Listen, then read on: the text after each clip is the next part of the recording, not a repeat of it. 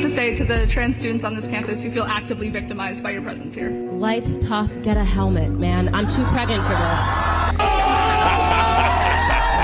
Next question. I can't be your mommy, okay? I'm too pregnant. I can't be your mommy. As a non-binary person, what do you have to tell me about my identity? Because I know for a fact I'm not confused. Okay, next question. Great statement. Look. That's a statement. You know your identity. You're not confused. Congratulations, sweetheart. Whoa! Candace out here making the clown war just a little bit more normal. But just think about the setup of that question and kind of the quest for validation within that. What do you think about me? Because I'm non-binary, but I know who I... Right, like, who gives a shit? Nobody gives a damn for you at an individual level. The only time that people care is when you try to inflict your non-scientific rhetoric into other arenas, such as a trans woman competing in women's sports, or such as teaching this bull crap to young children. I don't know what layer of Super Saiyan pregnant Candace has reached, but she's been on a rampage recently. I am sick and tired of this, and I got to speak on it. Well, speak on it, Prime. I'm glad you said so. Why you got an attitude like life owes you? Kids, you got an attitude like your parents owe you. Relationship, you got an attitude like that person who left you owes you. Life don't owe you nothing. You live it. You breathe it. You consuming air, you consuming space, and you in time. And you ain't paid for none of that. If truth be told, you owe life. You owe life. You got air, you breathing, space, time, everything. And you ain't gave back nothing. And I'm gonna tell you about life. Life don't accept checks, credit cards, cash, or sex. Now how you gonna pay for life? God gave you life, and you ain't giving God nothing. Think about that. True. Copyright. I've been listening to this song, but this one hits me so hard. What? Whatever. 30 years old, no husband, no child, no family yet. I will forever not understand these videos of women uploading these crying videos to the social media app of choice. Is that a filter on her face? So it's a stage video. You got enough time to go into your app, switch to your favorite filter of choice, cry into the screen, and post it for sympathy tokens? What the hell is this? Absolute absurdity that adorns the crown of your damn head, ma'am. She perfectly represents the modern woman today, complains about having all of these damn things, yet has glaring, potentially fixable issues staring at her in the damn face, but unable to look at herself in the mirror, hold herself accountable, make those changes. On to the street. Do y'all remember old girl crying, saying she got hit with a brick cause she ain't give a man her number and black men ain't do shit? That started off a week-long debate about if we protect our queens. This is how you know it was a lie. She did the same thing 2020. She monetized y'all sympathy and came with 50 bands on GoFundMe. What kind of brick don't leave a bruise? That ain't a hit, that's cosmetic jelly. You know that hematoma going hurt. She poking at it like a pregnant belly. On those psych meds, and you could say that you weren't. What you mean? But as a man, some of the things that you said, Tyrese, deserve me to box your mouth. Whoa, and I didn't. No, we were talking because this is something that I never wanted to say. And since he wants to be, well, why envy? I'm telling him why. You said disrespectful shit to my wife. What do you say? It's neither here nor there. DJ Envy consistently shows us how not to handle situations involving your girl or your wife. But shout out to Tyrese for keeping us cool around a guy that he could obviously beat up. This message is for the motherfuckers who stole my credit card information when I was in Atlanta this weekend and spent $86 at Marquette, $400 at brunch, and then went to Six Flags yesterday, and then also paid your phone bill and bought off Amazon. Yeah, Fonnie Willis will be contacting you. I hope she hit your with a Rico. You silly. Why would you pay your phone bill? Them people finna find you, turn you every which way but loose. How you don't even know how to do credit card fraud right? Scammer. And then y'all went to the gay club, so it probably was one of you. Oh.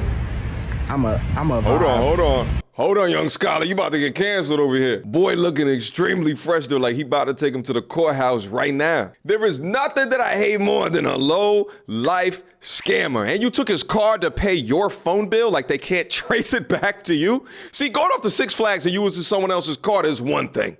But your phone bill? You idiots. But what's so crazy to me is the amount of modern women that love them. So what is it that's appealing about this scammer? That's what I want to know. He dressed nice, got money, and we could go anywhere. Go to Ruth Chris. But you could go anywhere. Capitol Grill. Do a 9 to 5. Oh, is he gonna be tight on the bread when I get paid in 2 weeks? So once that dude get locked up, exactly. What is on to the next one? You gonna stay with him? I'm hold him down? I'm gonna take his money and then. What money? The feds is taking that money when he go to jail. Well, then he's a dog. So what are you gonna do though?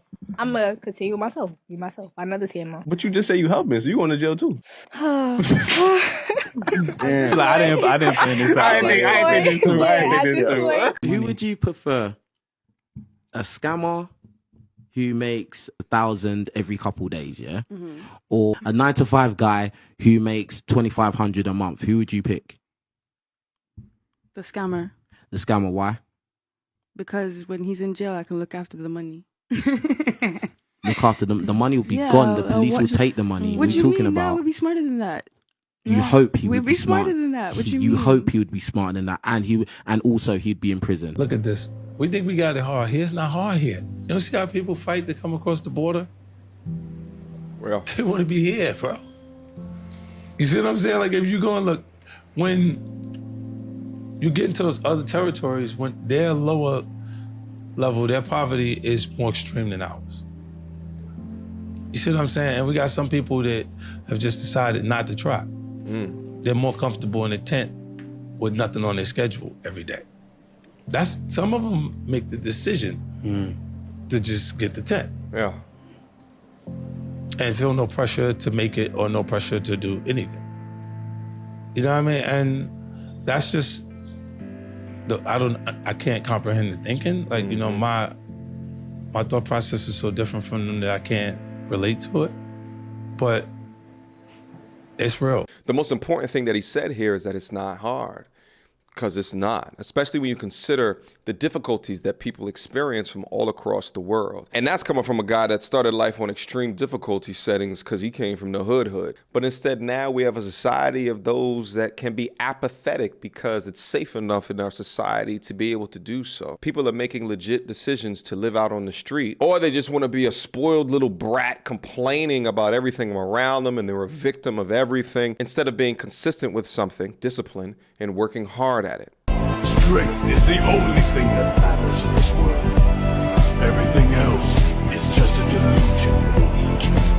There's only one certainty in life. A strong man stands above and conquers all.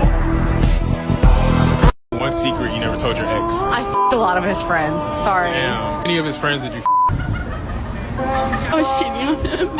I cheated on you. How many times? Like 17. Cheated.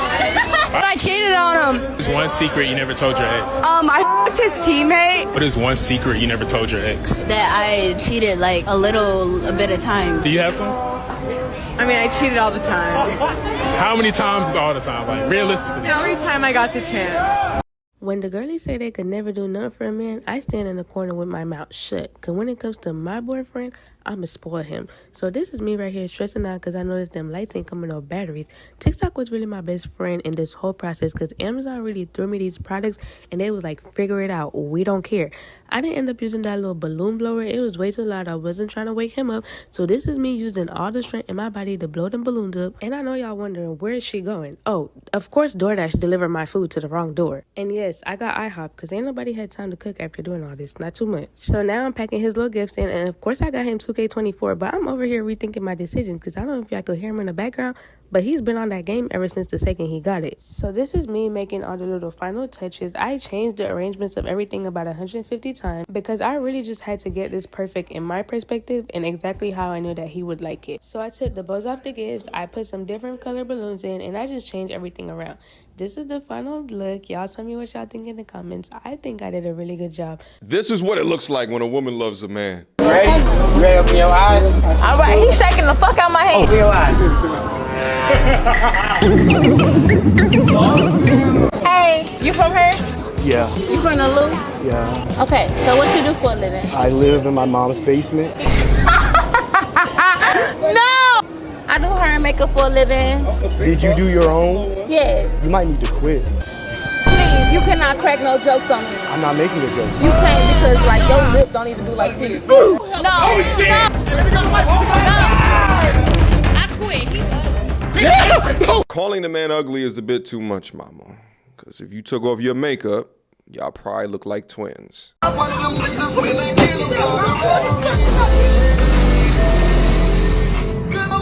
know how to fucking slay dick, and that's why I'm crazy as fuck. Because that dick need the fuck down. That's why I'm crazy. This is dick crazy. This don't need no fucking help for no fucking medicine. Ain't no medic's gonna help me. Like, for real, like, I'm not even trying to argue with you, like, at all. And you're being hella mean. Wow. These modern women out here deploying these fake tears as well. What's crazy, these are the same type of women that say that men are the problem. This is nothing compared to what you've done. And not only me, but everybody here. You've taught me so many things. I was 20 years old when we first started dating. You taught me how to be a woman. You taught me how to live. You taught me how to be a friend. You've given me so much in life. And this is not enough. It's not enough I can give you. I just want you to be happy. And every year, I'm just even more in love with you. And I want to spend every day of my life with you. Happy birthday. And I thank God for you every day. There's multiple things that are fascinating regarding this clip right here. You'll see the date is 2016, so over 15 years ago. This is actually the same year that Beyonce came out with the song Irreplaceable. To the left, to the left. So from a media perspective, she was teaching young women how to be strong and independent. But behind closed doors, she felt like Jay-Z was in fact irreplaceable. I don't know how young modern women take a look at content like this and not get pissed that they've been lied to. And she became damn near a billionaire off of y'all backs.